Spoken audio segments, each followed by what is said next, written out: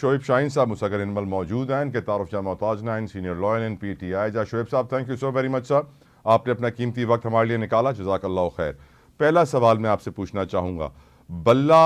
Ballot paper पर अब क्योंकि प्रिंटिंग का अमल तो जारी है, तो क्या इस वक्त जो इलेक्शन कमीशन को ऑर्डर्स मिल चुके हैं पेशावर हाई कोर्ट से, उसके बाद बल्ला अब PTI को वापस मिल गया है, बैलेट पेपर पर होगा, तमाम तर तैयारियों में बल्ले को इनकॉर्पोरेट किया जा रहा होगा इस वक्त शोएब साहब?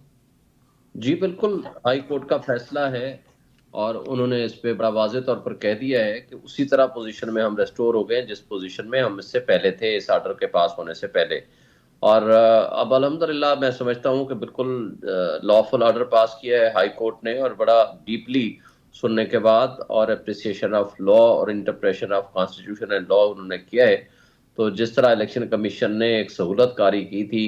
उन बोने सियासतदानों के लिए और अनकॉन्स्टिट्यूशनल एक्ट किया था, डिस्क्रिमिनेटरी एक्ट भी था, और एक सबसे बड़ी पॉलिटिकल पार्टी को जो कि फेडरेशन की अलामत है PTI को,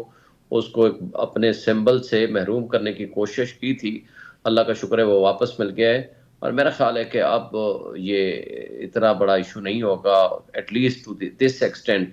कि वो बल्ले का निशान उनसे छीन लिया जाए। और ये पाकिस्तान की तारीख का पहला वाक़या है कि जब आपने एक दफ़ा कहा कि आपके जी इंटर पार्टी इलेक्शंस दोबारा कराएं, वो जब दोबारा करा लिए गए और in accordance with the directions of the election commission, और फिर भी उनको कहना कि नहीं जी आपके इलेक्शन दुरुस्त नहीं है, और इंटर पार्टी इलेक्शंस अख्तियार ही नहीं है इलेक्शन कमीशन का कि वो उसमें कहे कि नहीं जनाब उसका अब आपको बल्ले का निशान ही नहीं मिलेगा। इसलिए कि इंटर पार्टी इलेक्शंस कराना ये पार्टी की इंटरनल जिम्मेदारी है, और उसका कॉन्सिक्वेंस मैक्सिमम भी जो दिया गया है आर्टिकल 208 या 209 में, उसमें भी उसका कॉन्सिक्वेंस ये नहीं है कि आपसे बल्ले का निशान ही छीन लिया जाए। तो ये जो कुछ भी किया गया है ये बदनीयती पे मबनी था, तासुब पे मबनी था, और एक सुपर लाडले को वॉक ओवर देने की बात थी, और सबसे मकबूल पार्टी को आउस्ट करना, उसके रास्ते में रुकावटें पैदा करना, उनके वोटर्स को महरूम करना, ये बहुत बड़ी एक साजिश थी।